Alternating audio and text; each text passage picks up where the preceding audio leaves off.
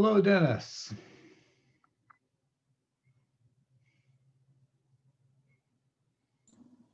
Now I can talk. How's it going? Well, you're the first one here tonight, so I've had it on for a while. uh,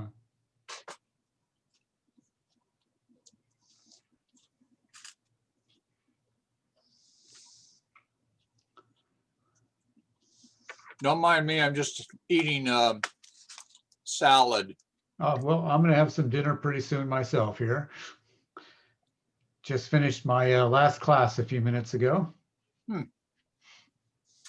Are you doing distance learning over there? Very distant, yes. Yep, I don't leave the house. I don't know. That doesn't seem to work very well for me. I don't learn very well being distant from people.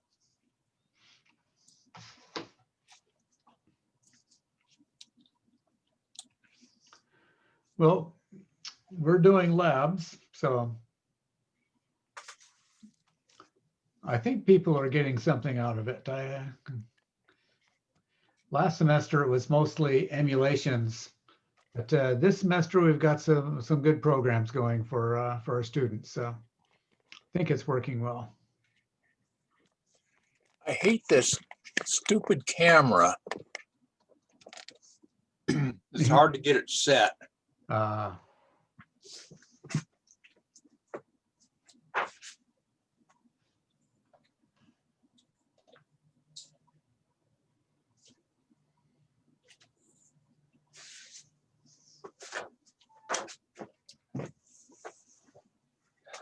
think the light's a little better now. I'm just using this light and it's off to the side. That's why you got the half moon thing. Right. I got the same thing. I have to test the light on my, yeah. Sure I can read it here. Okay. Oh, Jerry's on. Hey.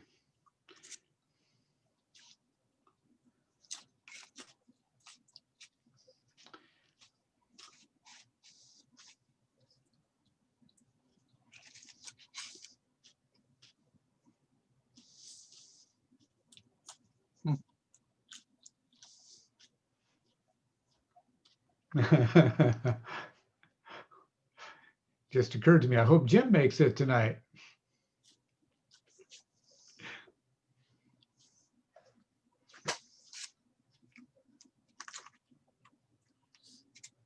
Well, if he doesn't show up, we don't got a program, right? That's correct. We'll have to sit here and discuss things. Well, we probably have plenty to discuss.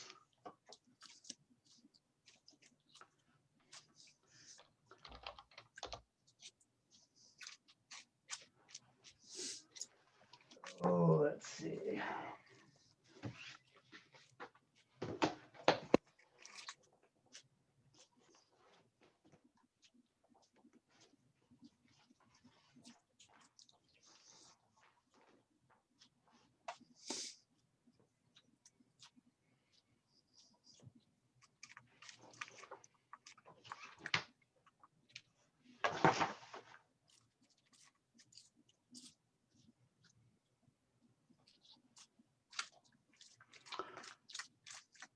Hello, Jerry. Welcome to the SAS meeting.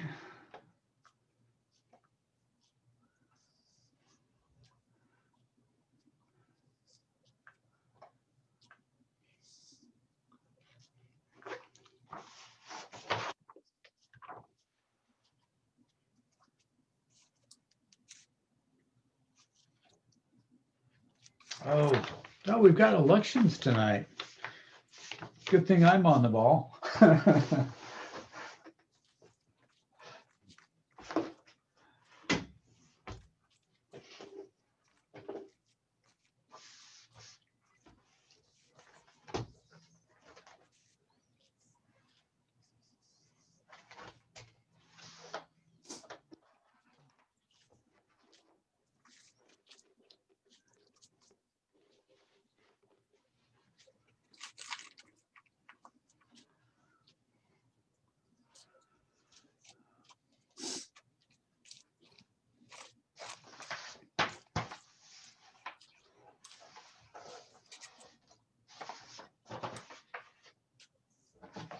Oh,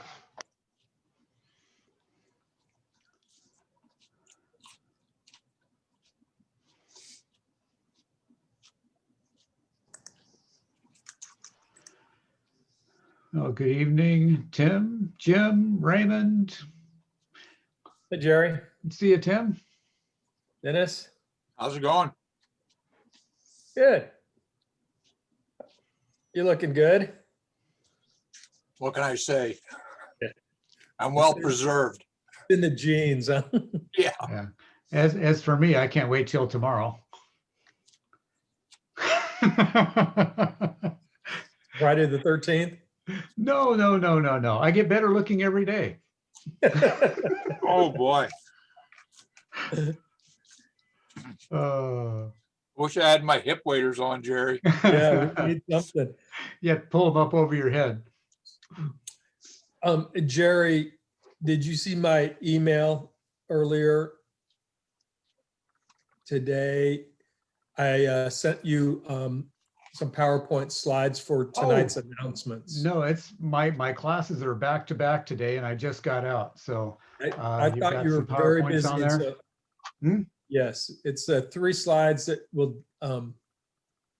use for announcements this evening.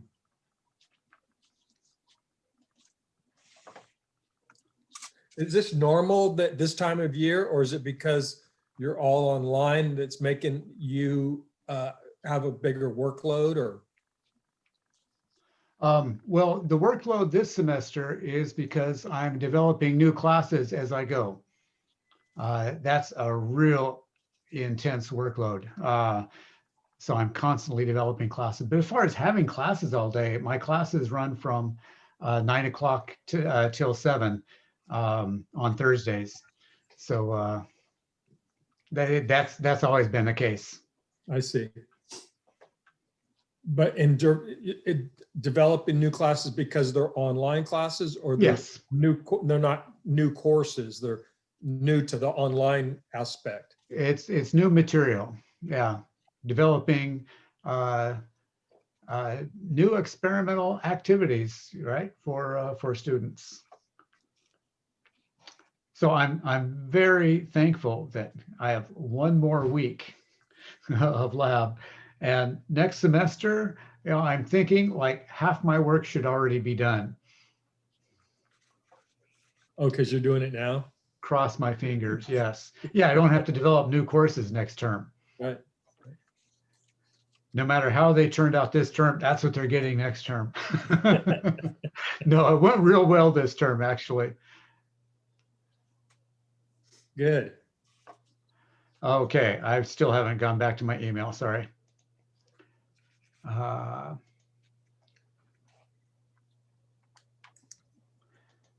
Meeting announcements.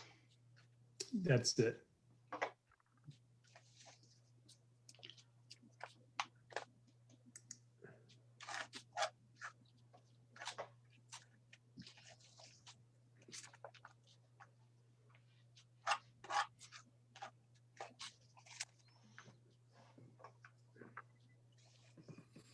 No, there's Eric.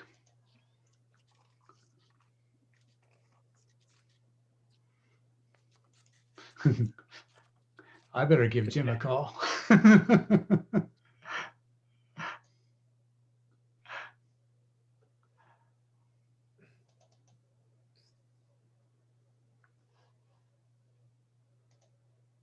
Hello, everybody. Hey, Eric, how you doing? Doing well? Eric, I've got my screen covered up at the moment, but I hear your voice and trust you have a remarkable background again. I have a decent one. Ah, nice. and you've returned in your human form. I have, yeah. Seemed to annoy Jeff.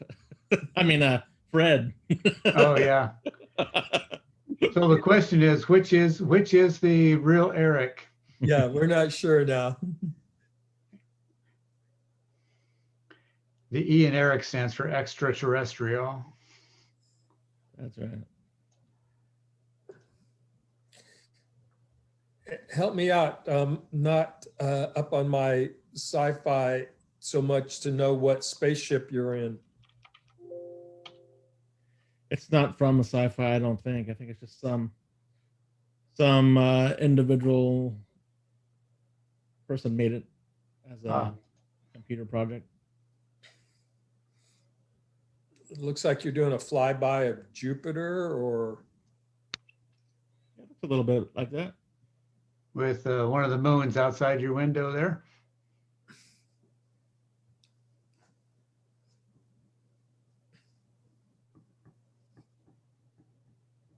How you doing, Dennis? Doing good. I get this thing back up. I wouldn't minimize it. Now I don't want to come back up.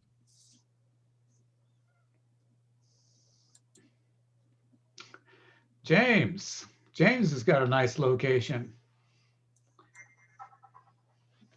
Yes, he does.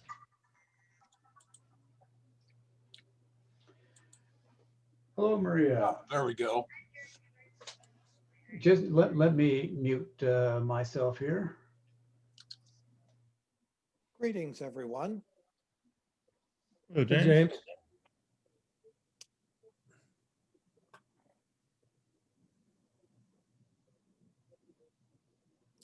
So what's new tonight? Oh, let me turn the squawk box off. There we go.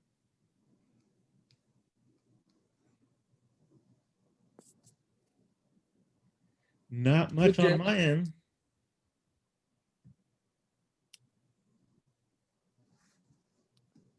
Sorry, Eric, that I didn't get back to you on stuff to cut with your new CNC router or router. Good Oh, that's evening, okay. everybody. Hello, Fred. So I am in the backyard making some measurements tonight.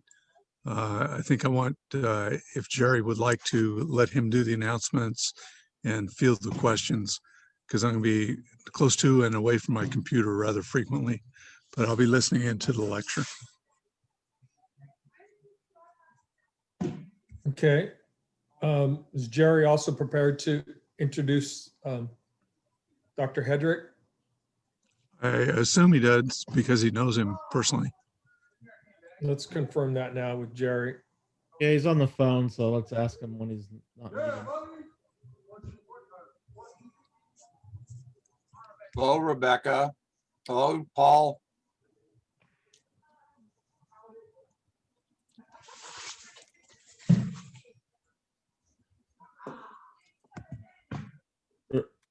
Becky, you're muted in case you're talking.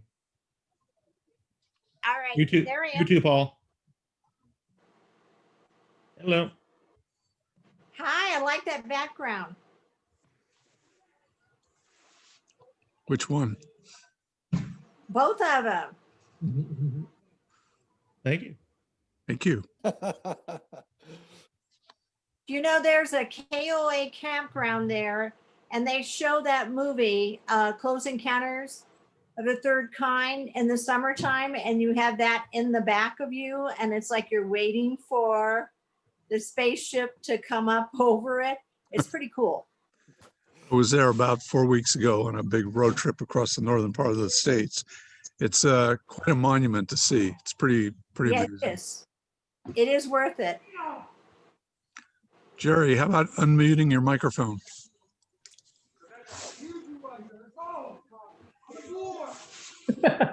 Oh, there's a light back there. Nice, just nice.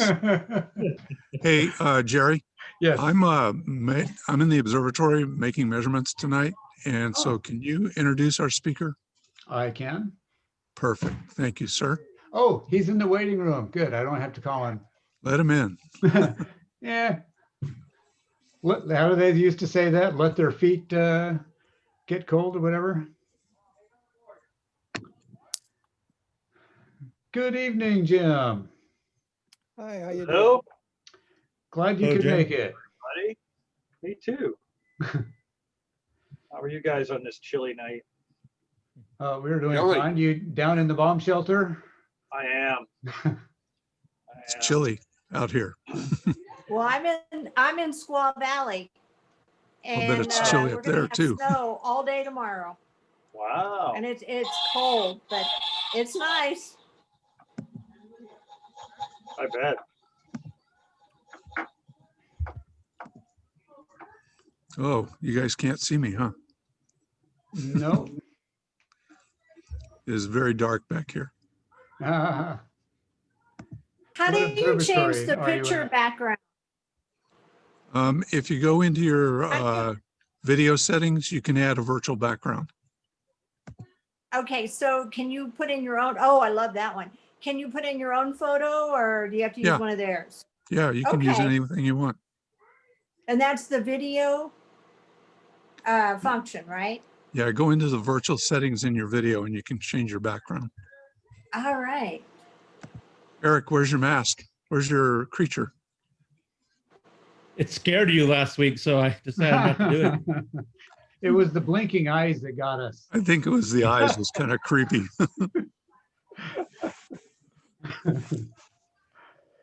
Do you need anything audio visual wise, Jim? No, I'll just project from my desktop if you can allow me to share. Okay. That's all I really need. I've been doing this, teaching from down here, all week, so I'm pretty used to it now. I was telling my students, it feels to me like we're all in our own little submarines. We're completely disconnected from the world. We radio out to each other through Zoom, Yes. but otherwise we're stuck here in the submarine. There's hope though. One of my friends said recently, says, there'll be a time in the future when we look back and say, remember those 8 years of the COVID shutdown? Oh, heaven forbid. Yeah.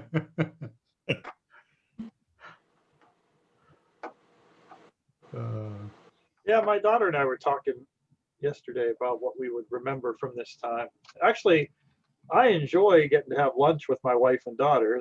That's kind of nice.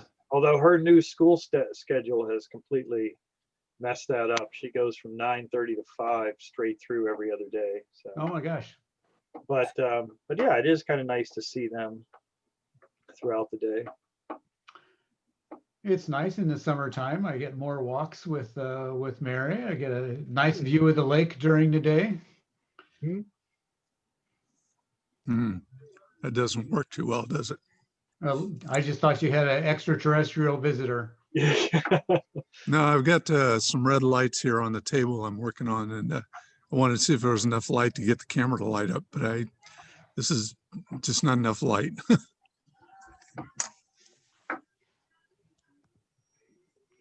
So where are you, Fred? I am actually in my backyard in Manteca. Okay.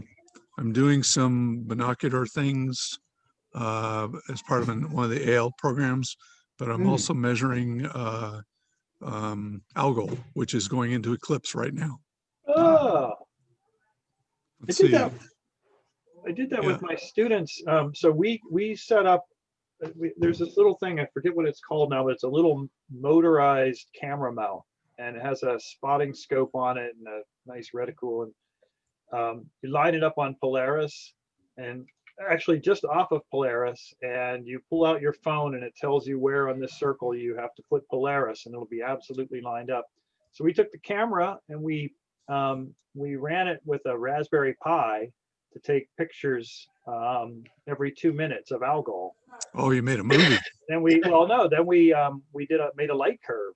Oh, And wow. So I'll see if I can find it. I can show you guys. Yeah, that's pretty cool. The fact that it happens about every 2 3/4 days Yeah. makes it kind of a fun variable or a fun binary to measure.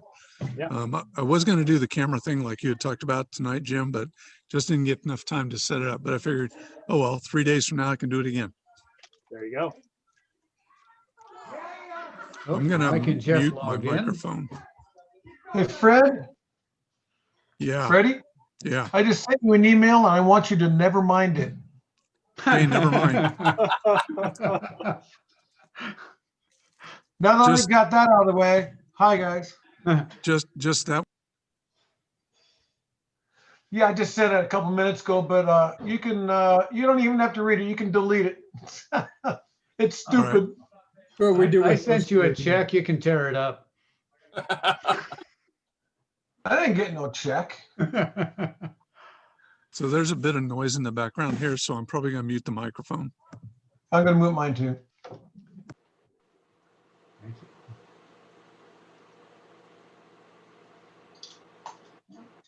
Good. Yeah. No, it's okay. You're on. Shoot, I was just thinking, what's the food there? Now we're. Hello there, President Mike. Yeah, I did want to ask you, do you want me to introduce do you have a talk for Marshall? Do you have anything to say for Marshall, Miriam? I do. Oh, you do? I do. Oh, you helped. Okay. Very good. Tim has got some stuff going, but I told him I'd do it. Okay. Do you have something going on as well, Tim? So, Mike, we prepared some announcement slides. There's 3 slides. If it's okay, I'll do the first slide. It's just some general announcements. And then Jeff will take the next 2 slides and it ends with the mention of Marshall. Okay. And then, I didn't get a chance to contribute, but did you get any information about his work with the monument in Pioneer? Oh, maybe you want to contribute when Jeff Well, is I done. can't remember names offhand, but there's a fellow in the 1850s who spotted Halley's Comet in Pioneer. Yeah, if you give me a minute or two, I might be able to get back to you on that. Okay, thank you. oh, this would be cool. Was that Pioneer or Volcano or? Volcano, thank you. It's Volcano. Yeah, volcano. Yeah, thank you. Close. Right next door. It's a Portuguese name.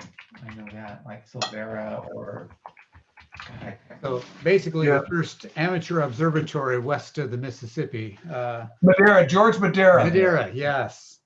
Okay, 1860, minor and amateur astronomer George Madeira built California's first astronomical observatory of record and operated it for 2 years. The story is that there was a monument put up to commemorate the Yeah, there was. location. And Marshall is a avid historian, among other things. And he dug into the records, found out that in all likelihood, the location was wrong. And so he, with the SAS and the Sacramento Astronomical Society, got together and made it possible, mostly Marshall and his history group, made it possible to move the monument to the proper location. And we all met up there and met some of Madeira's descendants and whatnot. But yeah, that's part of Marshall's history story. I actually do have this in my little eulogy thing here. Okay, good.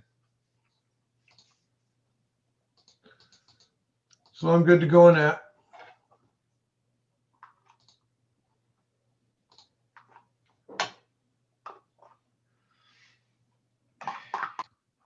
Sorry.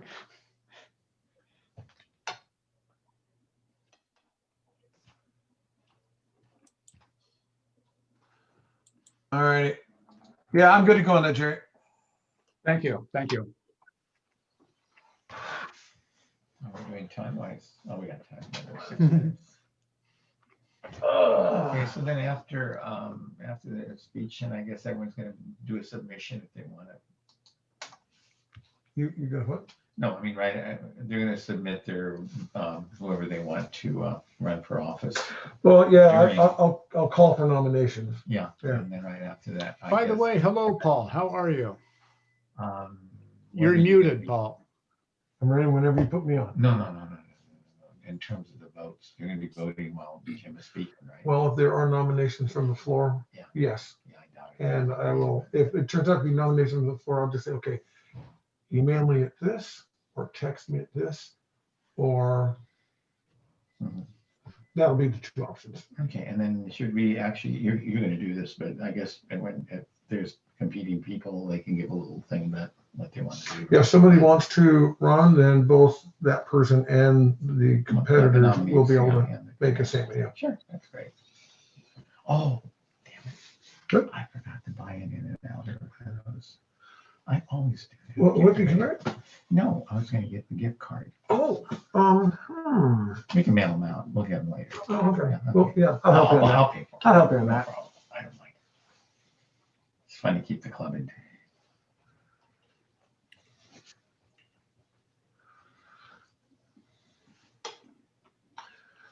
I wish people would put their last names on here so I can determine if they are in fact members or not. Do we have enough for a forum? Or quorum? I don't know what it's called. 10, I believe 10 we it's, need, yeah, 10 is what Six? we need, yeah.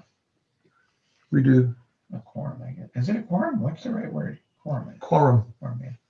I should know. I have a Latin background. I can't remember diddly. It's all right. Jerry's looking more and more like a space alien. I hope he can't hear me. Yeah, he can hear you. In case you didn't hear that, he says, Jerry looks more and more like a space alien every time we see him. Oh, is the microphone on? Jerry, I'll tell you what it is, Jerry. My feelings You got- are hurt. I'm gonna have to fill No, my it's that- face now. No, what it is those freaking glasses. They look like the bottoms of pop bottles or something. It's that winsome smile. What are you, like a negative or positive 11 or something? Oh, probably 20. I don't know. Yeah. No, I'm You're way out blind. there. My contacts are +7 and I can't read with them. You've been like this from a young age?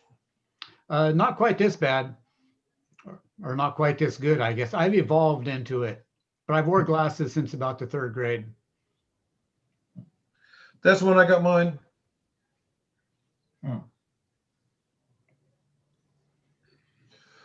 Okay, so we have some people on our participant list. I don't know if they're members or not because they don't have their last names. So Right. Tom, is that Tom Palmer? Yes, it is. All right, dude. How are you doing? Hey, Tom. Hey, Tim, how are you? Good. I got a member whose name is 15303208204. I don't know who you are. Care Folsom Prison. So if your phone number is 530-320-8204, I'd like to know who you are so I can put you on the recipient list here. Because if you win, it's going to be weird to try to give it to 530-320-8204. And you thought I was the alien. Oh, you are. Okay, so that person's not answering. Let's go with Raymond. Are you a member? What's your last name? Who is this?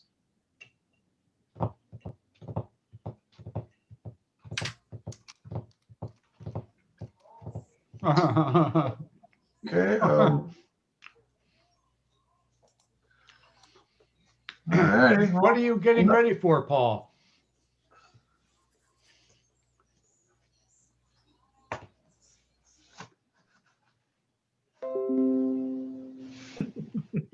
What are you doing? Paul, you have to unmute yourself. Lower left-hand corner. About every 2 days, I get a new subscriber on my YouTube channel. That's cool. Can I mention something here real quick since we're not starting it? I'm trying to figure out how Roger Starkey's doing. Does anybody know how he's doing? I have not heard since his wife called me the one time. Yeah, I haven't heard anything. So I saw in the obituary that there's going to be a funeral for Marshall. And I thought, oh, I have to be there, but then it dawned on me, oh, that's a public gathering. Is that really going to happen? That's a good point, isn't it? Yeah, 11 o'clock. Well, we'll have that announcement, but Well, he's talking about social distancing. Are they going to be able to do it? yeah, I don't know, dude.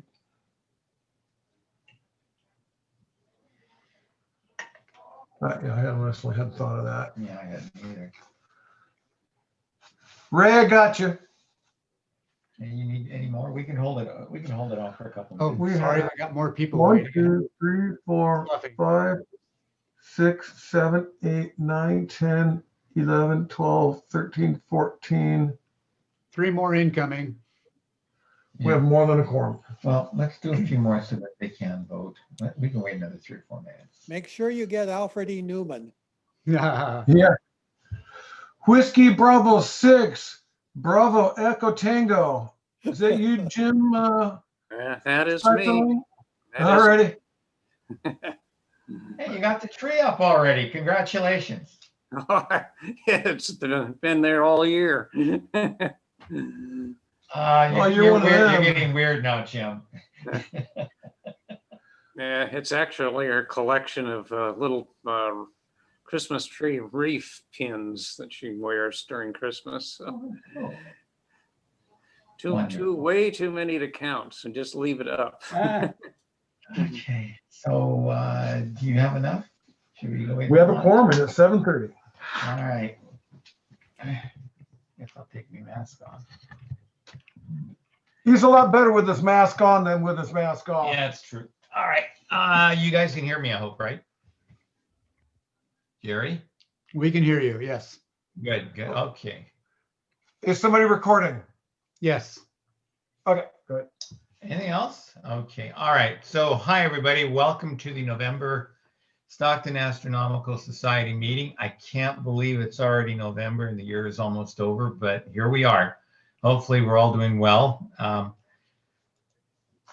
This evening should be an interesting one. We have elections, we have a memoriam, and a few other items. So I think before we start to talk with the artificial intelligence, let's go ahead. I'm going to have Tim start it off if you're okay with that. Tim? Yeah. Sorry, can we go through those slides now? We can get to them momentarily. Let's see.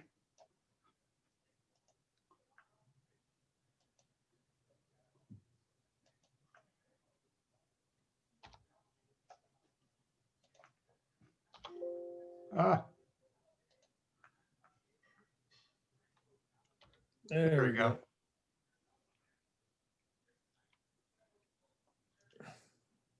Excellent. Okay, Jerry, thank you. So we just have a couple of announcements here.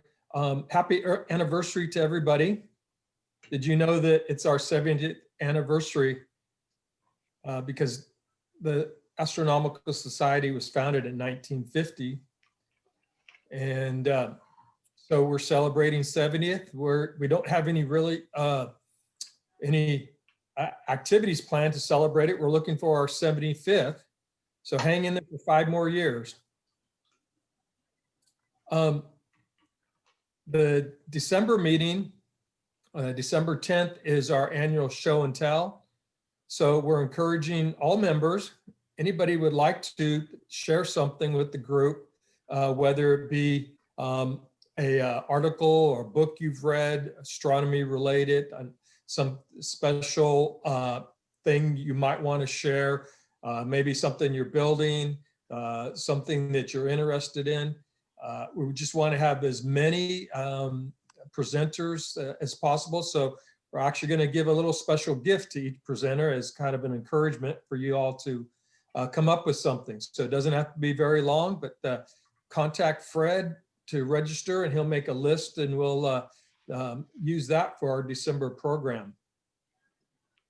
And then our annual installation dinner is January 14th. This obviously is going to be a virtual dinner. We're going to have some raffle prizes, a trivia contest, our normal installation of officers. So we're going to try to make it a little bit of a special meeting, even though we're all still virtual. Plan a special dinner with those in your household there and gather around the Zoom meeting, and we'll have our installation dinner together. Special presentation that evening with Molly Wakeling, Citizen Science, with the, help me out with the acronym, somebody, American Association of variable star observers, Very good. I believe is who she's with. And then if you go to the next slide, Jerry, please. Jeff's going to take it from here. All righty, let me, oh, I don't need the camera. Our membership dues are actually due in October, so if you haven't paid, you're late. But we'll get there. Make sure you get those in. Our club functions on that. Okay, so I own the Yahoo group for our astronomy club. I'm, quote, the owner, just because I'm the guy who started it. And we've been notified that it's going to die.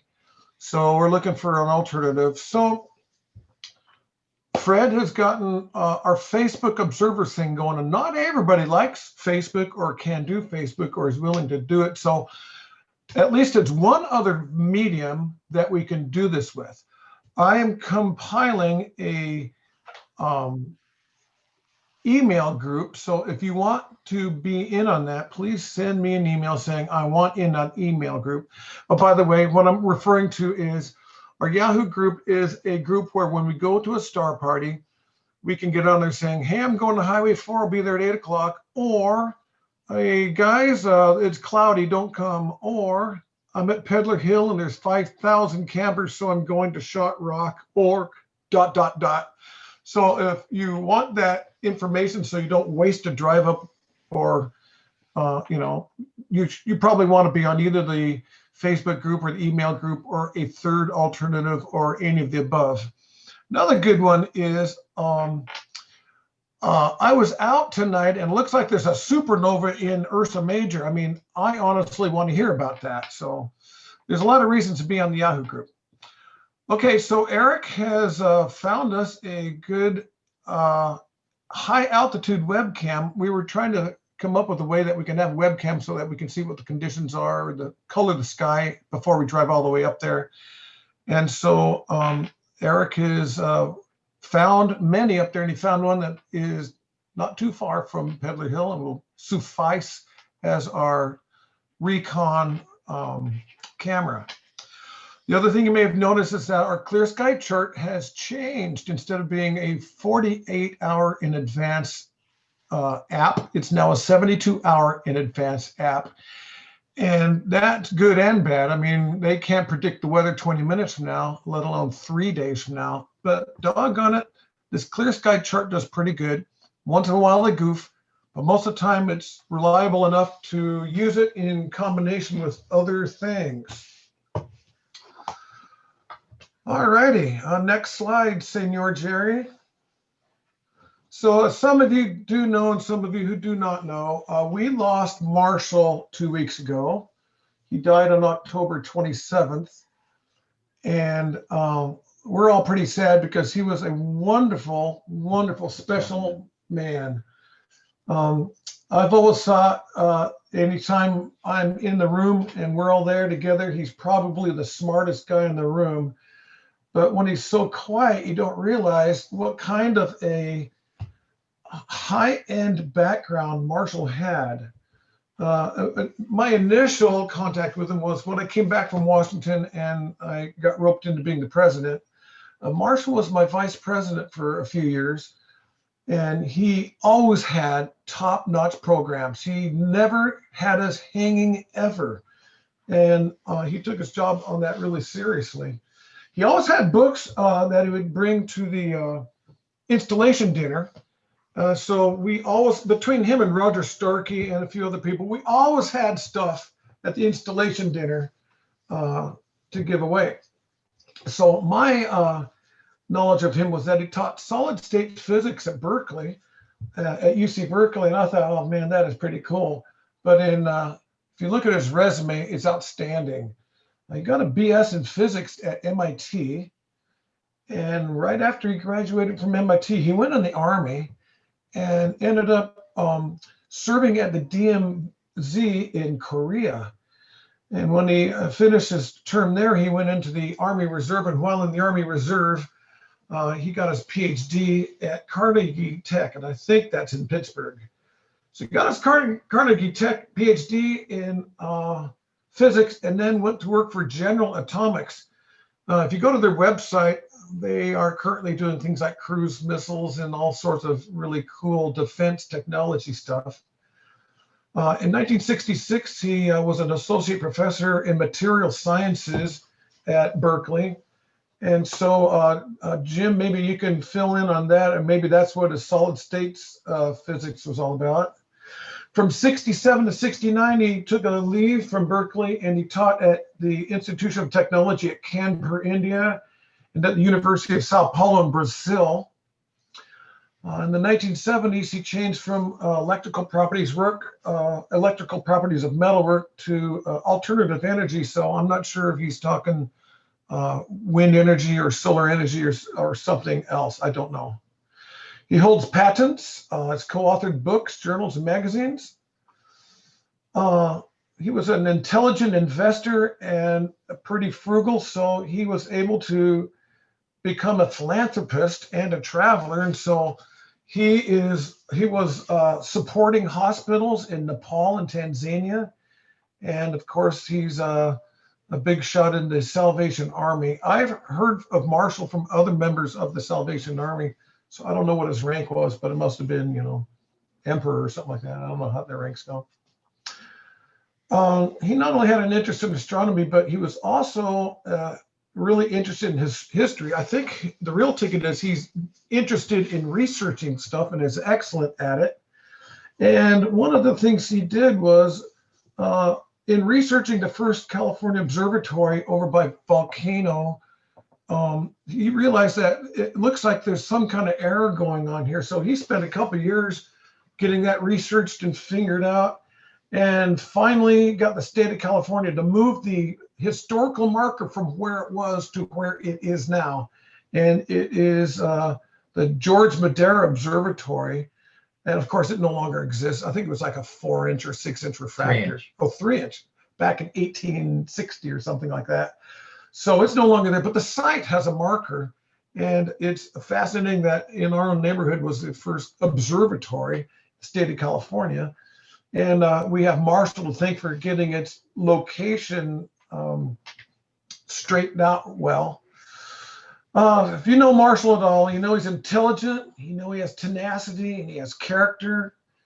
He's friendly and courteous, and he has wonderful charm, and we are going to miss the living crap out of him because we just love him to death. And for a bonus point, he was born on April Fool's Day in 1932. So long, Marshall. We love you very much. Okay, That was it. all right. Okay, that being said, God bless you. And what we'll do next is, I think we have elections to talk about. So Jeff, being that you're in charge of the election committee here, this is your night to shine here. Well, I shine because I'm bald, and so the light shines on it and just kind of glares.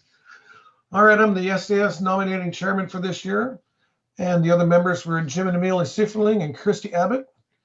And the current committee, which is Mike Levier is president, Fred Schumacher is vice president, Jerry Hyatt is treasurer, Eric Holland is secretary, Rebecca is editor, Tim Clark as member at large, and Doug Christensen as member at large. That is our current executive committee, and we received no other nominations. So it's my duty at this time to call 3 times for nominations from the floor. Are there any nominations from the floor? Come on, guys, you can do it. Are there any nominations from the floor? Are there any nominations from the floor? Even the ceiling, we don't care. That said, do I hear a motion to close the nominations? So moved. Do I hear a second? Second. All those in favor? Aye. Aye. Aye. Any opposed? All right, I declare the election complete, and the current executive committee retains their positions for 2021. Congratulations, all of you.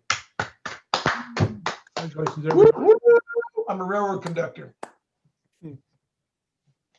Okay, well, congratulations, all of us, I guess. Congratulations, Mike. Yeah, hopefully we'll have a better year next year. If COVID ever goes away, I think we can have a lot of those wonderful things that we had planned. However, in the meantime, let's just hang in there and be safe. Fred, do you want to go ahead and start with we have a wonderful guest speaker tonight. I'm going to let Fred introduce him. Yeah, Mike, I'm going to hand it off to Jerry. I'm actually in the backyard observing and making some measurements. And I don't I'm going to think hand so. it off to Jerry and let him do it. Can I interrupt for a second rudely? We're having a giveaway again, and so I'm gonna do all the figuring out on that. So in order to win, you gotta stick it around. So make sure you're here to the end. Okay. All right. Go ahead, Jerry. Okay, Don't listen. well, we are honored this evening to have James Hetrick with us. Dr. James Hetrick is a professor in the physics department and the assistant director of the master's degree program in data science at the University of the Pacific, a new program that he's helped to start up, and hope he's having a lot of fun with it. Dr. Hetrick spent 13 months at the South Pole Station, stories of which he shared with us at some of our meetings before. He studied, besides the stuff he showed us, he did study cosmic rays, solar wind, auroras, magnetosphere, and yeah, famous for the whistlers, I think, the whizzing charges coming through the atmosphere that are recorded and got published on NPR once. He received his PhD from University of Minnesota in theoretical particle physics and went on to hold postdoctoral positions all through Europe and back in the United States in Arizona, Washington University in St. Louis. And finally, we were pleased to land him here at University of the Pacific, much to our good fortune. He teaches a variety of classes, including cosmology, the physics of music. He's also an avid musician. Maybe you can tell anything laying about in the background there.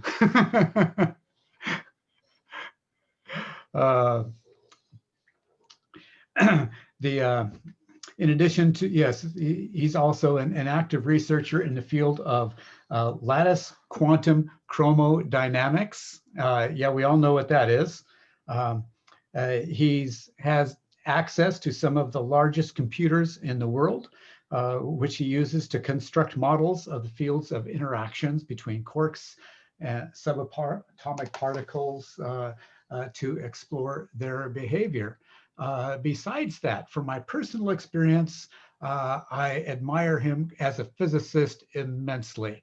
Besides being a top-notch theoretician, I've seen him in the lab attack equipment and experiments with zeal. He's also a top-notch experimentalist in my mind. He's been a pleasure to work with. And we have at the SAS have been very fortunate to have him in our company several times. Tonight, he's going to share with us some stories of artificial intelligence in the use of astrophysics. So please welcome Dr. James Hetrick. Woo! Thanks, Jerry. Yeah, I do love to attack the equipment in the lab. It's not always the better for it, but it's a lot of fun. We actually got, just as COVID hit, our students were building the replacement dish, the whole new radio telescope up on the roof of the physics department. So hopefully we'll get back to that when we're back together, and we'll do another another talk on that. Can I share now? Oh yeah, I can. Perfect. So Fred, yeah, this is that little sky tracker I was talking about, and I put the camera on there and then just let it follow Algol. And with the Raspberry Pi, we triggered it every 2 minutes, and we got this light curve of Algol a couple of years ago. So that was kind of fun. So Fred's outside observing Algol. I also pointed it at Andromeda and just left it open for I think that was like 9 minutes or so. And I just got a nice little shot with the, with the Canon, with the DLSR here of the Andromeda galaxy. So tonight, I want to talk about artificial intelligence. And the reason being that, so as Jerry said, I'm in the physics department. My tenure is still in the physics department. Although I have a meeting with the dean of the School of Engineering tomorrow. He wrote to me today and wants to talk to me about that.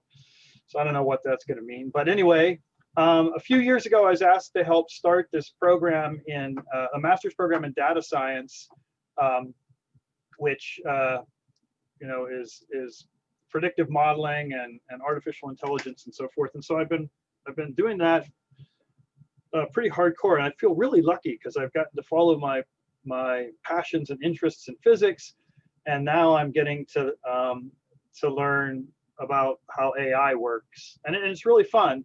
So I decided tonight, so this is really going to be a talk on machine learning to kind of help you guys understand how it works, and then at the end I have a couple of examples of how it's being used in astrophysics research. So AI, right? It's all around us right now, and I don't know if you've heard of this, but it's being called the fourth industrial revolution. So the first industrial revolution was the steam engine, and that allowed us to previously the way we multiplied our power was through animals, domesticating oxen and horses, and the steam engine allowed us to control even more power and power our factories and so forth. And so it had a big economic impact on society. That was in the 1700s. The second and the third industrial revolutions were in the 20th century. So the first one was the electrification of society. So we switched over from gas lighting to electric lighting, and switched over to electric motors, which allowed us to have appliances, toasters, and so forth. And then the third industrial revolution is thought of as the computer revolution, the computer and the internet at the end of the 20th century. And right now, in the beginning of the 21st century, we're seeing this new revolution, which is artificial intelligence, big data, IoT, which is the Internet of Things. So your refrigerator now is connected to the internet and can talk to you. My house talks to me. I have these Amazon dots all over, and so it's starting to creep into our daily lives. And I'll give you a really brief history. When I show this to my students, they're kind of like, wow, email is from the 1980s. I thought people had email, since the beginning of time, because they were born in this century. But many of us remember, getting our first email account. I was using it in college and in grad school, and in the early 1990s, I remember going to a conference, and one of the postdocs went out to dinner with us, and he said, I got the coolest thing. It's this Japanese Nikon camera, and it saves pictures to a floppy drive. You put a big floppy in the back of it, and it actually saves the pictures to the floppy. That was the beginning of digital photography. Around 1998, 1999, 2000 was the declassification of the GPS system for civilian use. So we digitized, text, images, position, and then the MP3 algorithm allowed us to compress music and still keep the quality fairly high. And so the iPod emerged in about 2001. Followed later by the iPhone, 2007. Meanwhile, in about 1990, 1989, the World Wide Web was introduced at CERN, so that scientists could share data in an easy way, share files and so forth. And it caught on. I actually remember sitting in front of the TV. So I had a web server in either 1990 or 1991. I was using it when I was a postdoc in Switzerland. And I remember in the mid 90s sitting in front of the TV and seeing a commercial, and there was a URL, HTTP address at the bottom of it. And I remember just being dumbfounded and thinking, oh my gosh, businesses have figured this out. They're going to start using the web. Wow, that's going to change things. and it really did. Google appeared at the end of the 90s. Again, I remember going to a wedding of a friend of mine in Las Vegas, and some of his buddies from MIT flew in, and we were all using Alta Vista, I think it was the search engine at the time. And this friend of his said, hey, you guys ought to check out this search engine called Google. It's really good. It's really clean, really a nice interface, and it's a really good search engine. Pretty soon, Netflix emerged and started shipping DVDs to you in the mail, instead of you having to go down to the video stores, which there were everywhere, and suddenly disappeared over a period of about 5 years. And as the bandwidth increased, they moved from DVDs to streaming, because people had enough bandwidth at home to just stream the movies. Facebook and Twitter emerged in the mid 2000s, and then if I just continue on this bottom row here, we started to see wearable IoT, Internet of Things, that was part of our jewelry, that will record our health information and so forth. Apple Watch came out, I think, in 2012, and then the Amazon Echoes, these sort of AI-driven household interfaces. I think one of the major events in AI was when Watson beat humans at Jeopardy. It's one thing to beat humans at chess or Go, that's a fairly, the rules are almost programmatic there. So it seems kind of easy for me that computers would beat humans at those games. But beating humans at Jeopardy, where you have to listen to the question, and the questions are based on pop culture and things like that, that to me was really significant. Around the same time, Google produced a neural net that could recognize cats in images. And it's just a few years later that we have autonomous vehicles now that can drive themselves. We have translator systems that will translate into most languages. So AI is really having a big impact, and it's based on a number of different layers. So there's this digital age where we digitized everything, text, speech, images, position, sound, etc. Then we connected everything with the internet so that we can share this data, and then everything now is generating data. Just our own digital exhaust, our search histories, the history of when I turned the heat on in my house, that sort of thing. That's all saved somewhere and is very, very granular.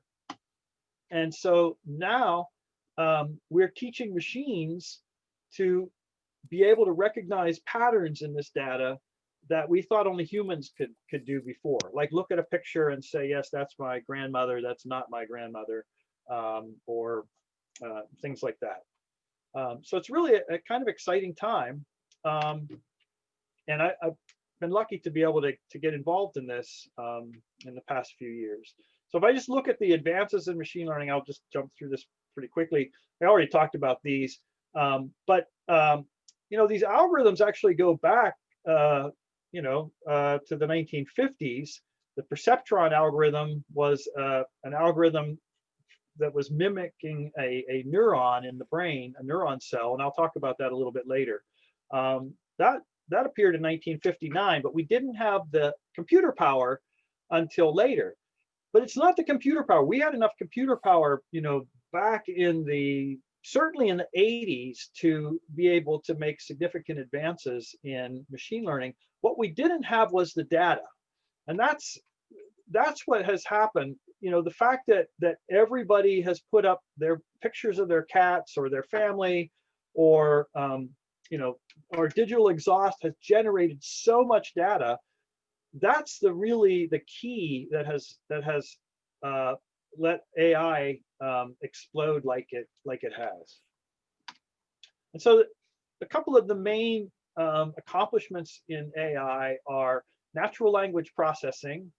So machines can now recognize speech at a much higher level than they used to be able to. We call the pharmacy, of course, it'll recognize the numbers that you say, or when you say continue or whatever it is.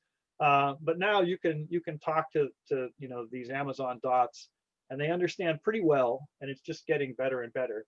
And then the other thing is image and pattern recognition. So this is the sort of thing that's allowing autonomous vehicles classification and identification of things in images, as well as very subtle patterns in big data that we would otherwise not be able to see just as humans. I was just teaching my students this past week actually about how to develop tools on AWS in the cloud, Amazon Web Services. So these are some of the things, some of the platforms that are part of the AWS ecosystem. But in particular, they have APIs, application programming interfaces, that you can hook into your projects that do the following things. So Lex helps you build chatbots. If you've ever seen the little chat window that pops up when you go to a web page. Polly does text to speech. So it will read your text. Transcribe will go the other way and take speech to text. Translate goes from one language to another. Recognition is facial recognition services. And then SageMaker is their large machine learning platform. So, these are the things that are developing. These are the playgrounds that that our students are playing with and innovating with and changing the world with. So machine learning is kind of a subset of the bigger arena of artificial intelligence. And we could meet another time and talk about when the singularity is going to come and machines are going to achieve consciousness and what that will mean and what that will look like. We're not quite there yet. Actually, the natural language processing, we now have kind of moved into the machine learning arena, stuff that machines can do. Reasoning, people are playing with different kinds of programs. And these are some of the areas. So unsupervised and supervised learning. Supervised learning is when you teach a machine, how to do something because you've got data already. So you've got example data, and so you can teach the machine how to do that stuff. So if you have data on patients and you have a column that says that the treatment is effective or not effective, then that's labeled data. And you can use that to build a system that will look at a patient and predict whether the treatment is going to be successful. Unsupervised learning is when you don't have any labels, you don't have any examples, you just have data, and the machine is going in and looking for clusters, looking for patterns, rather than you training it on the target data or the example data. And then reinforcement learning is kind of what I have a new puppy, and so I'm doing reinforcement learning with my puppy. The machine does something and then it learns, oh, that was not the right thing to do, and so it changes its behavior and learns that way. And these are some of the applications that these systems are being used for. So, you know, the big credit card companies and financial companies, AI in fraud detection is huge. Customer retention, and you know, it's of course really big in business to try and sell you more stuff. Diagnostics and health, it's becoming big there, and so forth. So how does it work? How does machine learning work? Basically, I'm going to talk about supervised learning primarily here, meaning that we have some kind of training data. We have some examples of the types of things we want the machine to be able to look at and predict, you know, and I usually, you know, so this could be, let's say we're building a system for the university. We have all the, you know, the applicants, and we want to predict which ones are going to actually, you know, confirm and come to the university and which ones are not. And unlike, you know, typical computer programming where you just sit down and you write a program and the computer goes through and carries out your steps. So if you're going to program, you know, a computer to play chess, then you have to program all of the moves of chess and you know, tell it what it's going to do at each stage. With machine learning, what you do is you train the machine. So you set up one of these systems, you show it the data, and it makes predictions, and you decide whether that's true or, you know, whether the prediction was accurate or not by comparing with the labels that you have or the target data that you have. And then you tweak the algorithm a bit, you change its parameters, and you iterate that over and over. And once you think that that's settled down, you show it some new data and you validate it. You test it to see if it's really working. And if you know, if you iterate this over and over, and you're lucky, you can come out with a successful predictive model. So to show you that, I'm going to jump to one of my favorite tools called the Jupyter Notebook. And I don't know if you guys know about the Jupyter Notebook, but we use it in our program. Since some of your educators and tinkerers and so forth, or might want to use this in your work or your research, I'll just give you a really quick overview of the Jupyter Notebook. It's Jupyter with a Y, and it's a web-based interface, a browser interface. So you have to download this free software. I'll show you the link to that, and install it, and it gives you this tool that will run the Python programming language. So it's a great way to get Python if you're interested in learning the Python programming language, which is a really fun and easy to learn programming language. And it all runs in a browser. And so the idea is that you have these notebooks that will both allow you to put images and text and so forth into a file, but also that file will run code. And so this is the way that my students now hand in their homeworks. This is the way I do, you know, my research projects. I'll run a big, massive simulation on a supercomputer, but the output of that I will analyze in a Jupyter Notebook like this.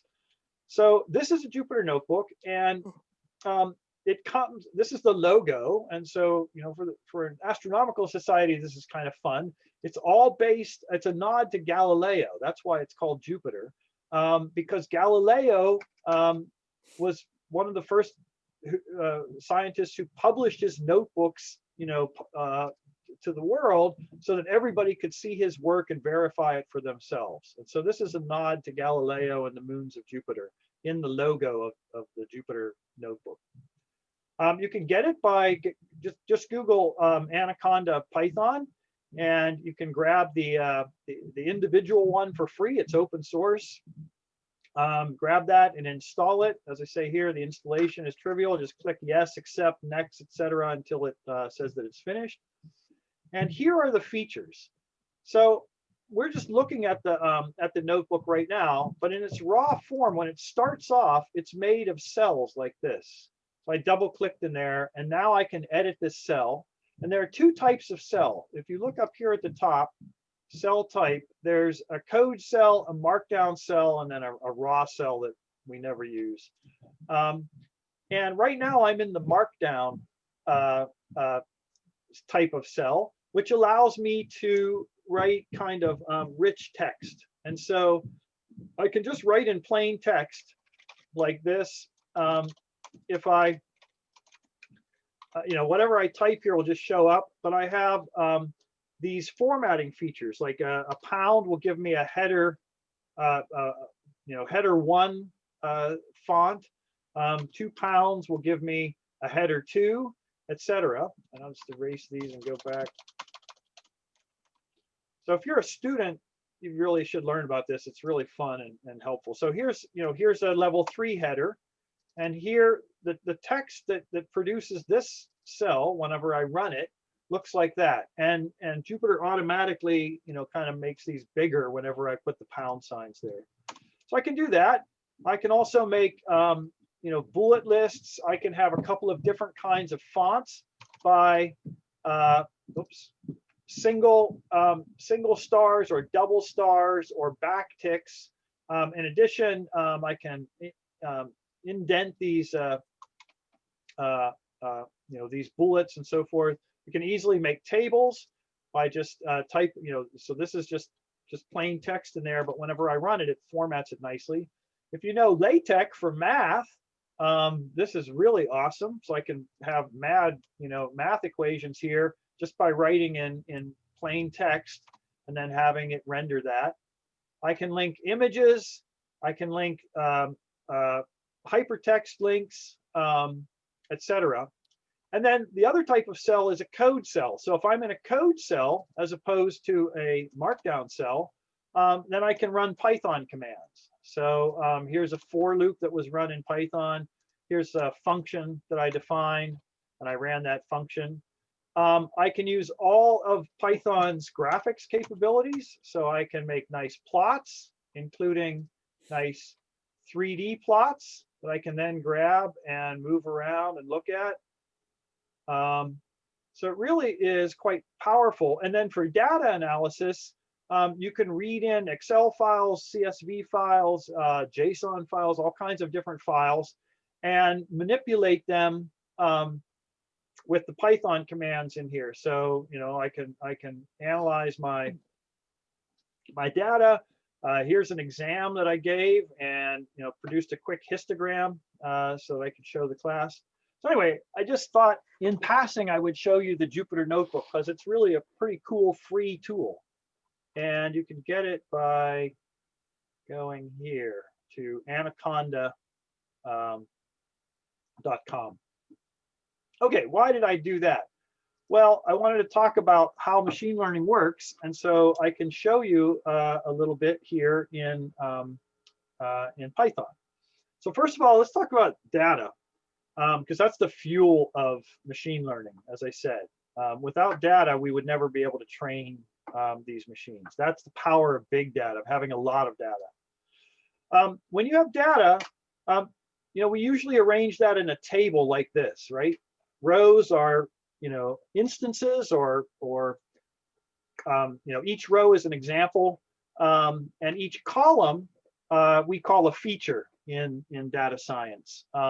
So here I have some two-dimensional data. I have 2 columns, and the columns are the drug dosage and the percentage of the mice that recovered from some experiment I'm doing. And if I have 2 columns of data, then that problem for a data scientist exists in 2 dimensions, right? I mean, this is kind of standard for us. If I have 3-dimensional data, then that problem exists in 3 dimensions. If I have n columns, then each one of these rows is a point in n dimensions. And so that's why linear algebra, which is the math of n-dimensional spaces, is and matrix and vector multiplications is a very central part of data science. So let me give you an example. Here's some data. I'm going to import this handwritten data, handwritten digits data set, which is built into to Python, one of the libraries in Python. It's a set of 5,000 or so images. They're scans of handwritten digits. And what we want to do is build some kind of a system that will look at, say, a zip code and be able to, a handwritten zip code on a letter, and be able to figure out what number that is. So the data here is the digitized form of those digits. And so here I'm going to show you row 100 of this data set. Row 100 is a matrix. It looks like this. And you can almost see the digit that's here. These numbers correspond to grayscale. And let me blow this up. I forgot to do that. I usually do that for my students when I'm teaching. Hopefully that's a little bit easier to read. So this is a grayscale coding of a handwritten digit. It's easier if you just look at the digit. So here it is. If I take that matrix and I plot the grayscale of that matrix, it's an 8x8 pixel image. If I smooth it a little bit, you can tell that that's a 4, right? You can tell it's a 4 from here, but if we smooth it, it kind of looks more natural. Okay, so that's an example of a kind of a machine learning problem that we would be interested in. So how many dimensions does this problem live in? Well, these are 8x8 images. So if I take each image, that's 64 columns, and each column has a grayscale pixel value, right? So this problem lives in 64 dimensions, R64 mathematically. Here's a few others. You can see some more examples of this data set. So each of the images, each of the 5,000 images in this data set is a point in a 64-dimensional space. And this is how machines start to, this is one of the ways that machines start to look at these problems. Now, can I figure out, where all the 4s are in this 64-dimensional space? I'm going to do a trick, which is called principal component analysis. It's a projection. I'm going to pick a special direction to project down that data from 64 dimensions down to 3, because 3 I can visualize, but 64, I don't have any way to wrap my head around that. If I do that, if I project down to 3 dimensions from 64, that data looks like this.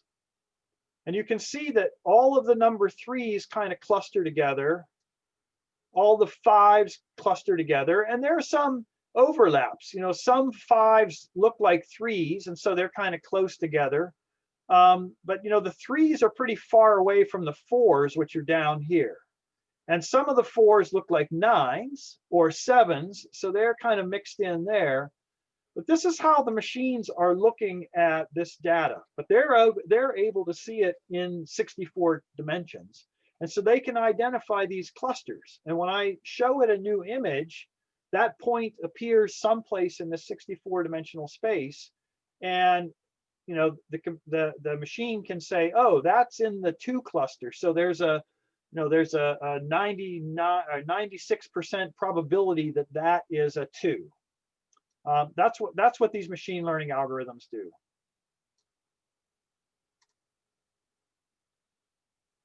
So the question now is, how do we find patterns in data? So what I just showed you was a clustering problem. How do I locate which cluster this new image is?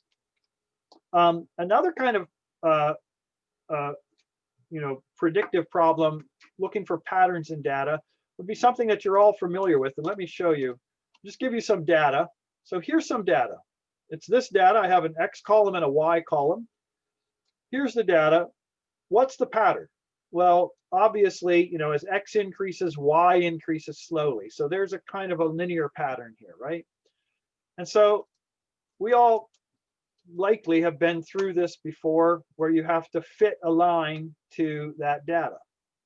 And so we have to figure out what the best line is. Remember, the equation of a line looks like this, mx plus b. I'm going to write it this way. My prediction, given a x value, is some constant plus another constant which I call W0 and W1 times X, right? Just a line. And in order for me to get the best model of this data, I have to adjust these weights, the W0 and the W1, until that line matches up with the data as best as possible. So the error between my model and the data is minimized, right? And another cool thing about the Jupyter Notebook, I can add interactive widgets and make this, you know, a kind of a dashboard where I can interact with my code. All right, so that's how, you know, this is called linear regression, and this is what it looks like in 2 dimensions. If I do it in 3 dimensions or higher, I just get a more complicated function, but it's the same. I have a constant, W0, that's weight 0, and then I have another weight for each of the columns in my data set. And if I add these all together, I can get a prediction. So let me do that. So here's a 3-dimensional model. The 3D model has data that looks like this. I have an X1 and an X2 column, and then I have a Y value, which is my upward column. And there's my data. And you can see that it does kind of line up on a plane here. It's a little tricky to drive this thing and rotate it around. I'll just import the linear model from Python and do a linear regression, and it calculated what those weights, what the optimal weights are. And now I can show you the plane defined by those weights and the linear function, and there you go. So that's the best linear model to this data. But machines now can make incredibly complicated models. Let me give you an example. I'll come back to that in a moment. So this is linear regression, right? And you know, some of you have had to go through that in your life someplace, and you know, fit a line to the data or do it in higher dimensions even. Now what I want to talk about is neural networks, because you've probably heard about those are a really interesting part of artificial intelligence. Okay, so this is a picture of a neuron cell in the brain, or at least a cartoon of a neuron. And neuron cells have a nucleus and a large cell body here with these dendrite fingers that come off, and then there's a long kind of tail to the cell called the axon, and at the end of the axon are more dendrites, which form a synapse. These dendrites will connect to the dendrites of another neuron cell, and they actually, when they come in contact, they interact with each other, and those interactions are mediated by all kinds of neurotransmitter molecules. You know, dopamine is one that you know, makes those connections stronger. Alcohol will affect those connections. All kinds of different brain, you know, brain chemicals affect how strong these synapses are, and then the number of dendrite connections affects how strong the connection from one cell is to the other. And what happens is electrical signals will pulse through this axon and trigger the dendrites on this other cell. Or let's go back over here. So there's electrical signals that are firing on these this axon, and those will be felt by this neuron here. And depending on the strength of the synapse, the connection, the different connections will be weighted more or less. So some connections will have a weak connection, and so they won't be weighted very much, and others have a strong connection. And so when this one fires, you know, it's felt strongly by the other neuron cell. And what the neuron does is it collects these, And if the signal is above a certain threshold, the neuron cell will fire its axon, and it will fire an electrical signal down the axon and trigger, fire these other dendrites and fire a connection to the next nerve cell. That's a hand waving 30-second explanation of neurobiology. So the idea that was proposed in the 1950s was that we would make an artificial neuron in some kind of hardware, computer hardware. So the neuron cell takes inputs that are weighted, and it sort of sums them up. And if they're above a certain threshold, it fires the axon to the next neuron cell. So that schematically kind of looks like this. I have inputs, I have weights that are determined by the strength of the connection. I sum all of those. I have some kind of activation function, and I have an output.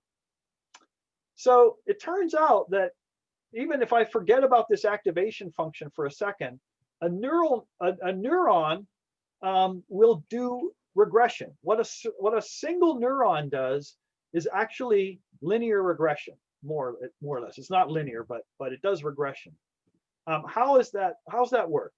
So I'm going to make a really, really simple model of a neuron. I have two inputs. One of them is fixed. This input is always 1. And this input I'm calling X. That's going to be my data. That's where my data comes in. And I weight both of these inputs. So the 1 just gets weighted by W0. So this is just going to always feed W0 in. This one is going to feed W1 times X times my data. And then the artificial neuron cell is just going to sum those and spit it out the other end. I'm not even going to have an activation function. I'm just going to spit it out the other end. And I can train this neuron, meaning I'm going to feed it data, and I'm going to tell it whether it's getting the answer right or wrong.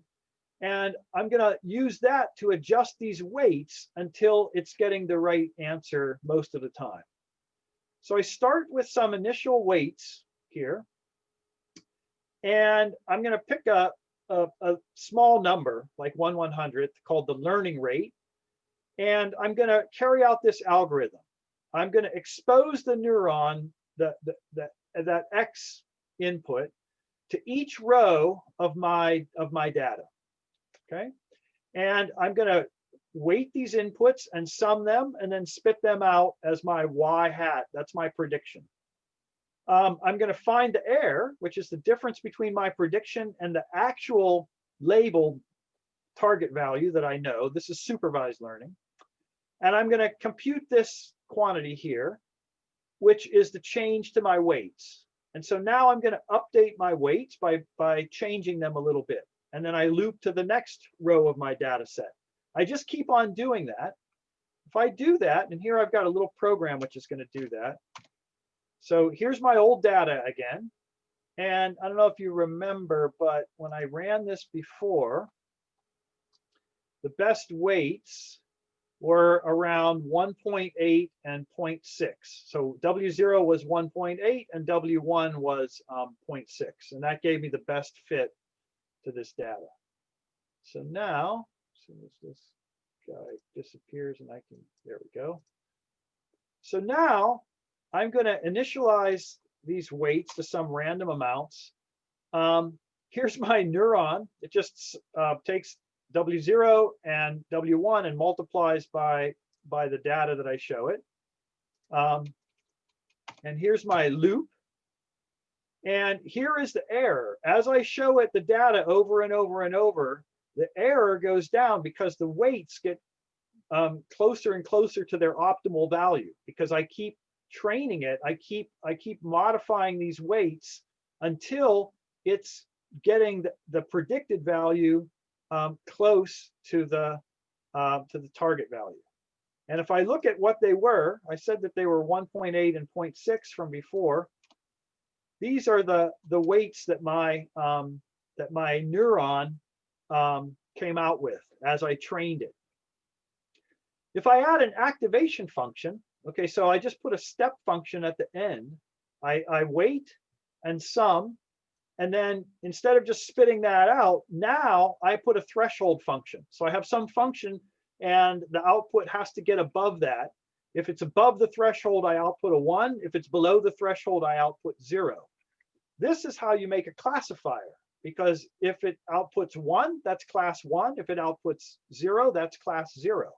And so just by putting the activation function in here, like a real neuron, what I get is a classifier instead of a numerical predictor. And with this kind of neuron, I can do simple classification like this. Here are 2 dimensions to my data, and I can predict whether they are, the red class or the blue class. And this is the decision boundary. That's one individual neuron, artificial neuron. That's called a perceptron. The advance has been to connect zillions of these things together. If I put many of these neurons and connect them all to each other, so each one of these lines represents a weight, a parameter, and as I expose this to more and more data and compare its prediction with my target, and then change these weights, this thing will converge to a pattern recognizer. And if you have many neurons and multiple layers, you can actually get quite non-trivial decision boundaries. So you can start to recognize, you can start to classify data that's quite complex. And this is what is called a deep neural network. So you may have heard of deep learning. A deep neural net means that I have multiple layers in which I'm summing and feeding through to the next layer. And then I sum, each of these outputs is connected to the next layer. And at each layer, each one of these circles is an individual neuron, like I was showing above. So these things are quite powerful. They can recognize very complex patterns in high dimensional data. A really cool advance is what's called a convolutional neural net.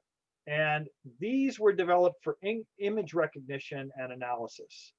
So they're called CNNs in the vogue of data science. So CNNs are neural networks that are modeled on the visual cortex. So they're not dense or fully connected neural networks like this one.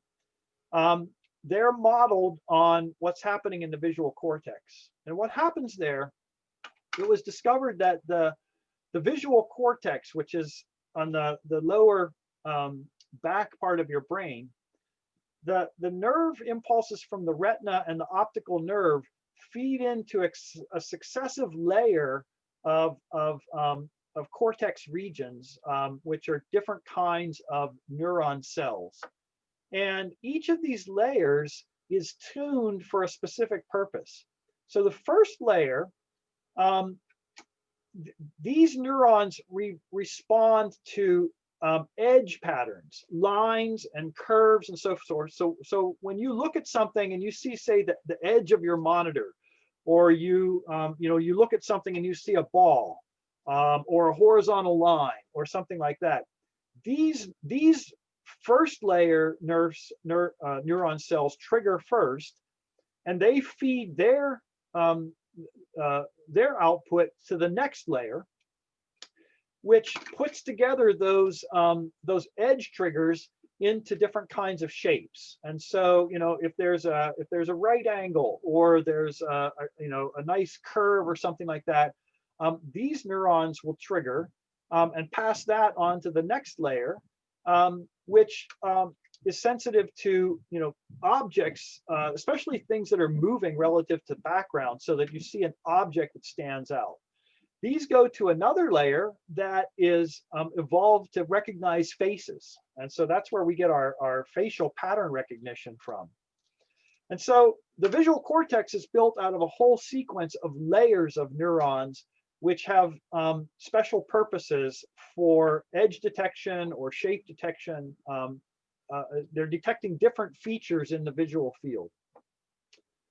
So this was modeled as well in the late 1990s. In 1998, this was first done, where we take an image and we model these layers in artificial with an artificial neuron. What really is happening in a convolutional neural net is here's an image where I have just pixel values, and you can see this this small 3x3 square.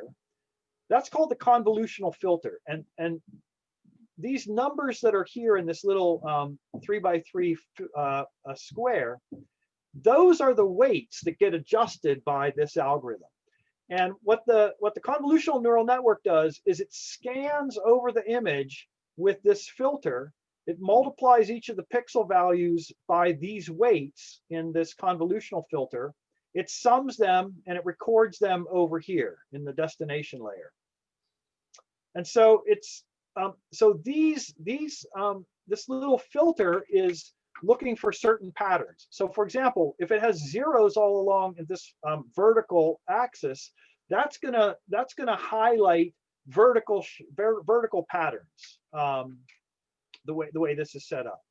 So what you do is, if I show a convolutional neural net an image of a digit like this, I have several feature maps. These are these destination targets, these things here, and each one of these feature maps has its own little convolutional filter with its own weights that get adjusted by the algorithm. And I might have 20, 40, 500, 1,000 of these feature maps looking for different kinds of shapes or features, individual little features in this image. And then I take each one of these guys and I do a reduction. I take 2x2 pixels and add them all up and reduce them down to 1. So I take these feature map layers and I pool them down to a smaller layer.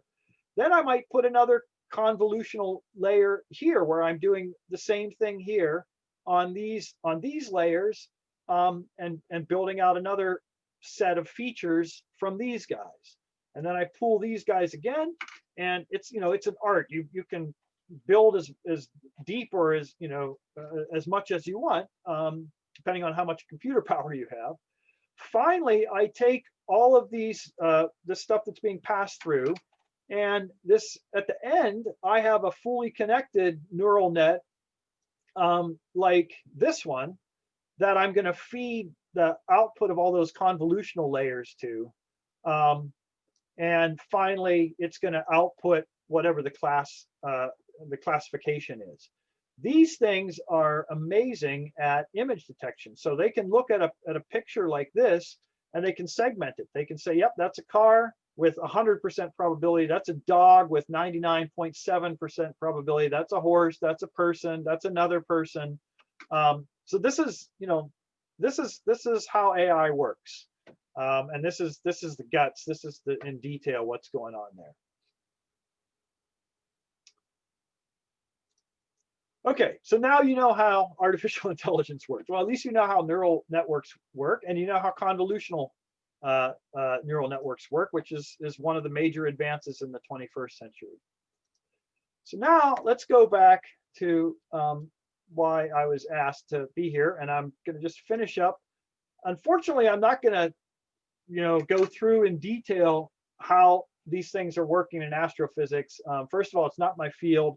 I actually got turned on to this by a blog I read by this guy I follow, James Montantes. And he reviewed these 3 papers that were using machine learning in cosmology, which is why I got the idea for why this might be an interesting talk when Jerry asked me.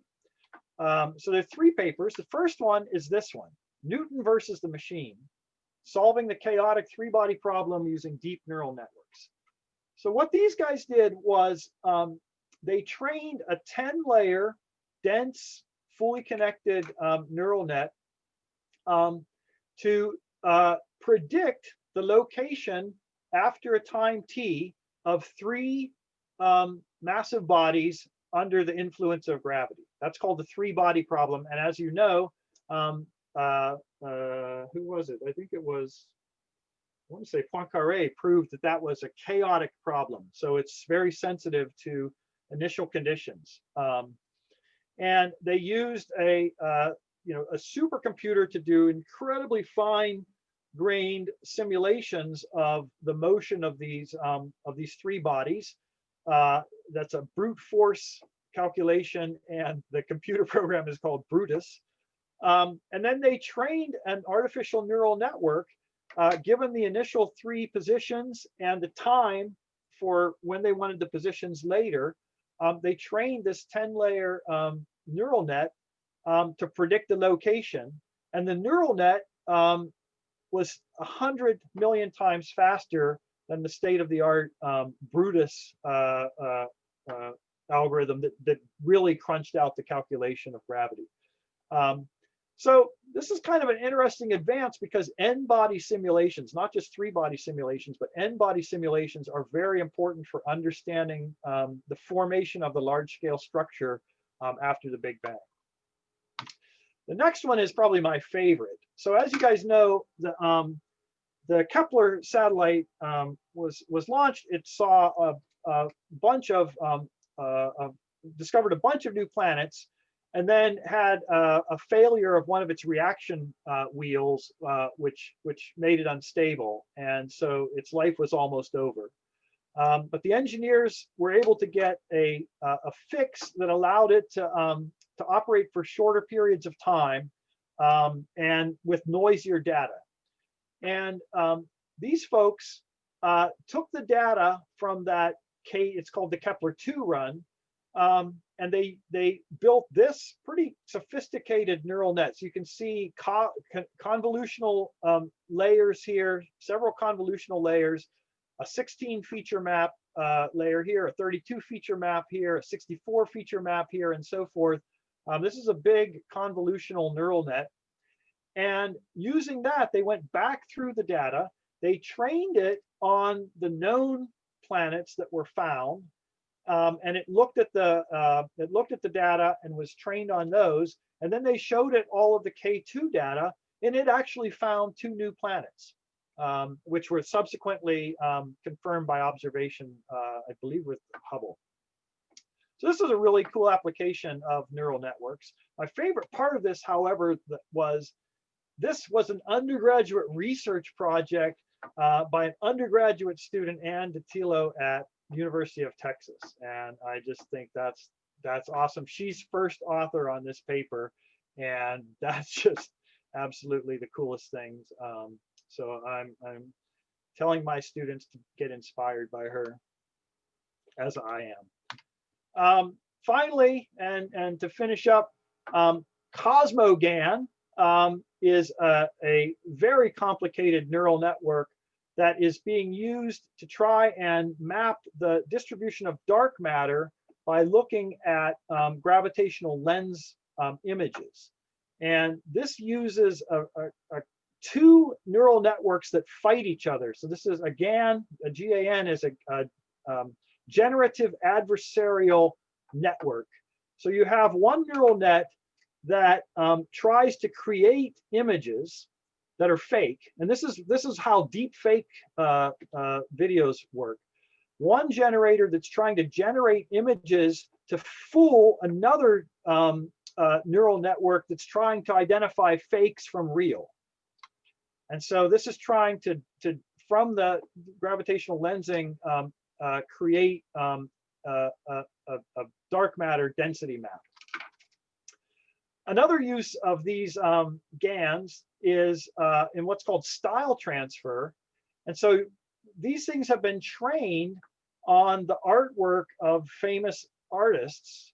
And you can take your own input picture and feed it into these to these systems, and they will output a picture as if that image that you took with your camera was painted by your favorite artist. So you can take a picture of your backyard and have an image as if it was painted by Cézanne.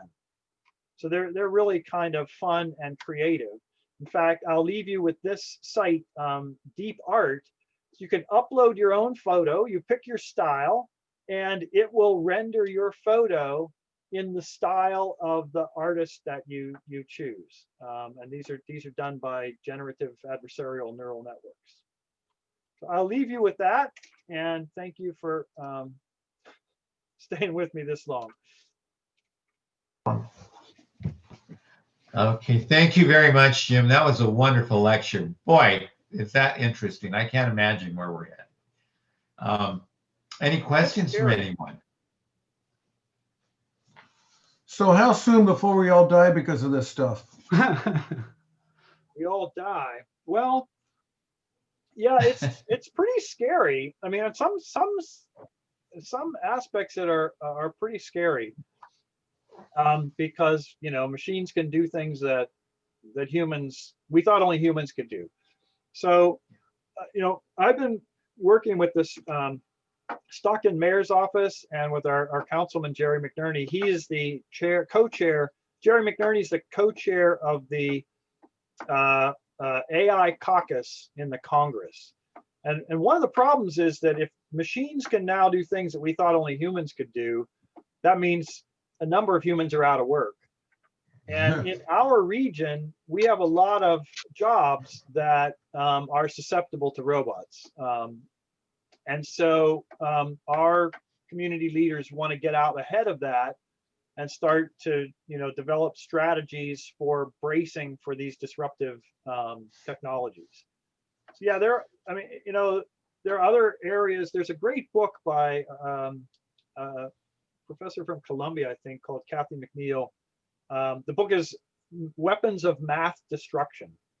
And so it's about bias in that if the data is biased, then the machine learning algorithm is going to be biased. And so that's a part of our master's program, how to worry about that.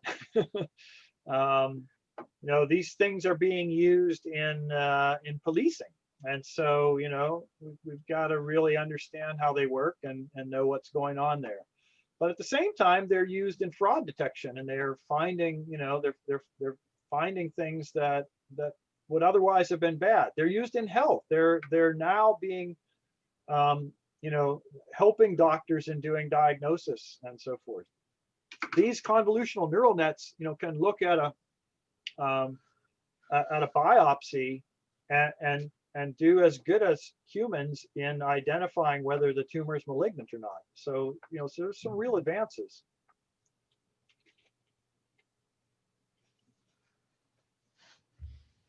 I don't have a question, but I have a comment.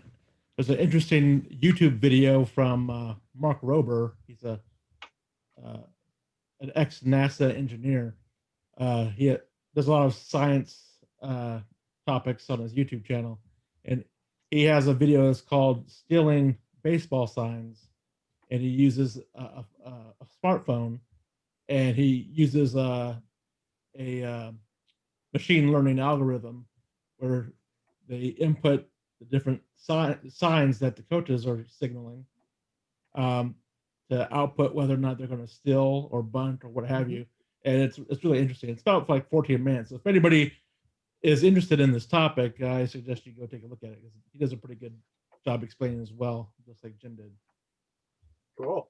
Yeah. I mean, you don't have to, illegally video the players speaking now. You can just set up an AI to watch the signals.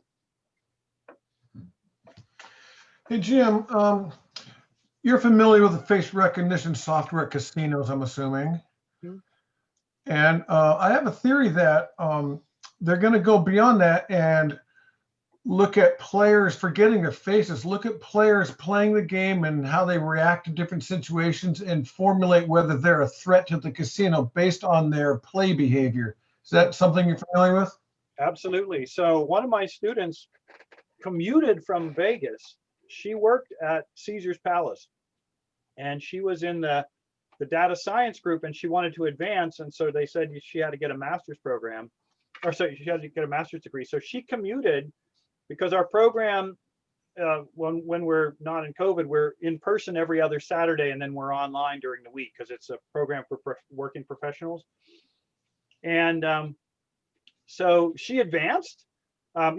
the casinos have huge, I mean, the big casinos in Vegas have huge data science groups because they absolutely want to keep track of these things. So she did advance. She stayed, once she got her master's, she stayed for about 6 months with them. And now she's a consultant for Accenture. And they're flying her all around the world. So it's a good field. I mean, if you're looking for a second career or a first career, it's a pretty exciting and hot field right now. And while I'm on casinos, are the actuarials using artificial intelligence for doing like horse race predicting or other things that are, so many variables that human just can't balance them all out? I assume so. I don't know too much about horse racing. I do know that pretty much every professional sports team now has a data science group. We actually have a project going with the Sacramento Kings. We've had for 3 years now. And so we put student teams with them. Every professional sports team,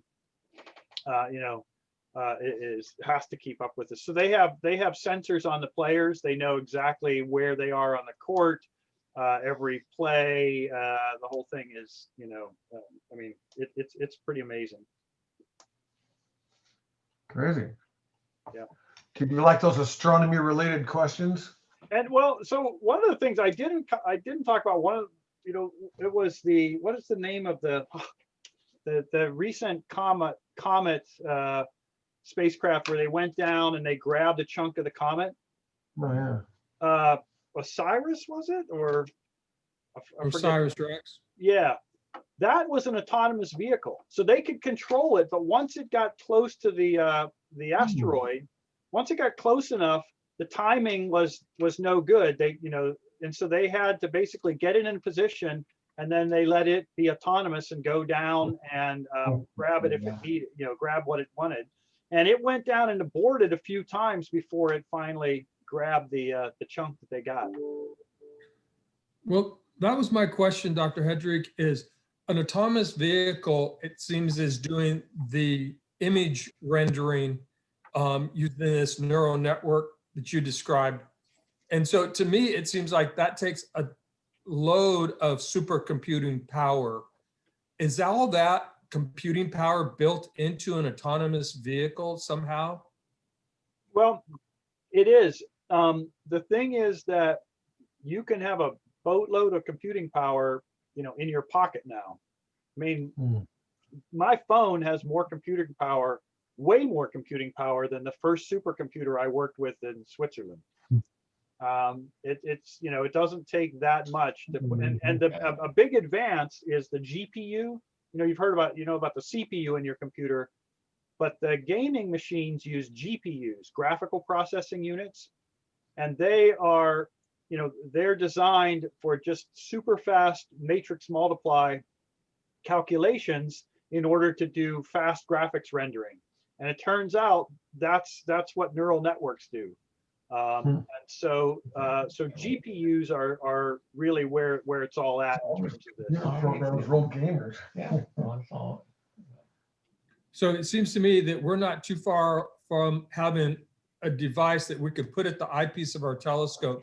It's going to render those astronomical images and give us output data or images or additional information than what we can just see visually.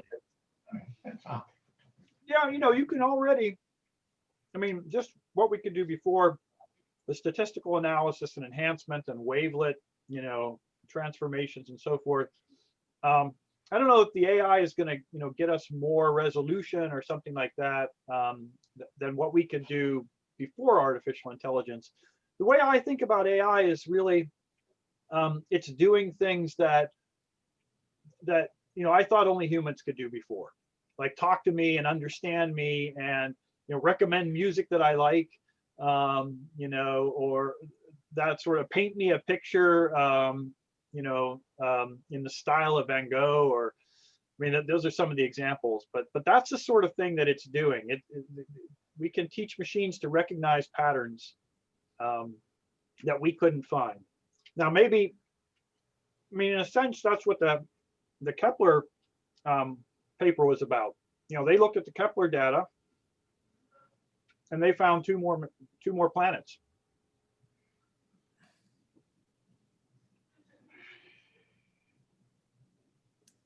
It's fascinating, absolutely fascinating. Okay, now what? Oh, Jim, are they using AI on adaptive optics? I don't know. Some of these, big systems like the adaptive optics at the large telescopes, whether you call it AI or whether you call it just super fancy, math and circuitry, is kind of a subtle line. I think, they probably do use, I wouldn't be surprised if they use neural networks in there at some place. I know at the Large Hadron Collider, they're doing more and more with neural networks to look for patterns in the tracks. I assume that sort of stuff is done, at the large telescopes as well. So on AI, doesn't it require some kind of feedback decision making? Sometimes. And so that's why I was wondering about AI, about the adaptive optics, because those attenuators are acting so quickly. Yeah, I'll have to look into that. It's a good question. I would expect so, using some kind of an AI to predict how to adapt from previous data. Yeah. Hey, Jeff, I had a question for you. I watched your video. Yeah. What day when is that conjunction of Saturn and Jupiter? The evening of December 21st for us in California. And so somewhere around a little bit after 4, they'll become visible in the western southwest. And then they set around 7:08 here in California. So as low as they are, I'm going to probably go to the Highway 4 site so that I can get above the Thule fog, but still have a clear west to see that. That's December 21st. That's going to be a real close one. Yeah. Closest in our lifetime. Cool. There's another that's equally close, but it's blinded by the sunlight. So this will be our only one.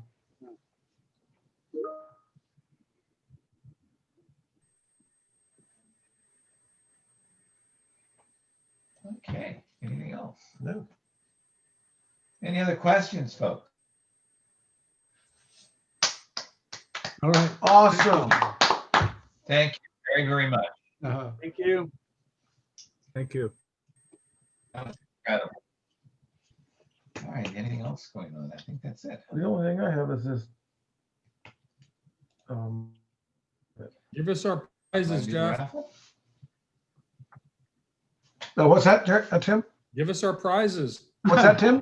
We- Alrighty. Let's see if the person who won is still here. I'm going to look real quick. All right, ladies and gentlemen, as usual, we have a little bit of a raffle thing going on, and we have a winner. And the winner is not Tim. Loser. Who else isn't it? The winner is John Forrest. Congratulations. You've won. What has he won? Starbucks card. A Starbucks card. I hope you like Starbucks. You out there, Jim? Certainly do. John? I do. All right. Okay, so send me an email, baldjeff@comcast.net, with your home address so that I can mail it to you. Congratulations. Thanks. You're welcome. Thank Mikey here. Well, anyway, okay. Anything else going on? If not, we'll adjourn the meeting. Everybody have a good evening. Okay. Hey, Paulie, how you doing? Well, I'm still here. I need a bath, but I'm still here. What were you checking to see if I had a spare tentacle in there? Oh boy. Dr. Hetrick. All right, folks. Motion to adjourn the meeting. I'm sorry. Is there a motion to adjourn the meeting? So moved. Okay, second. Second. Hey, Fred, how'd your imaging go? I've got a couple more measurements to make, but the star is at its minimum right now at about 3.3 magnitude, down from 2.1. So it's kind of exciting to do this. I hate to tell you this, but that looks like a crown over the top of your head. They're Like horns. the king's crown or something like that. No, it's close encounters. Okay. a Did great someone movie, second the actually. motion? I didn't hear anything. Yeah. Second, Tim- good. Okay. Meeting. Dennis did. Take care, everybody. Thank you very Good much, night. Jim. My pleasure. Always nice to see you guys. You bet. Thank you. That was a good time. That was great. Good night. Live prosper. How's that go? Live long and prosper. Live long and prosper. There you go. Live long Got and it. prosper, yeah. All right, guys. See y'all later. Thank you. Live long and prosper. Ready for me to disconnect? Yeah, thanks, Jerry. You are welcome. Good night, everyone. Good night. And good night to you. And where's the button? Good night. I'm gone. Good night, Paul. Give our best wishes to Joanne. I will do that.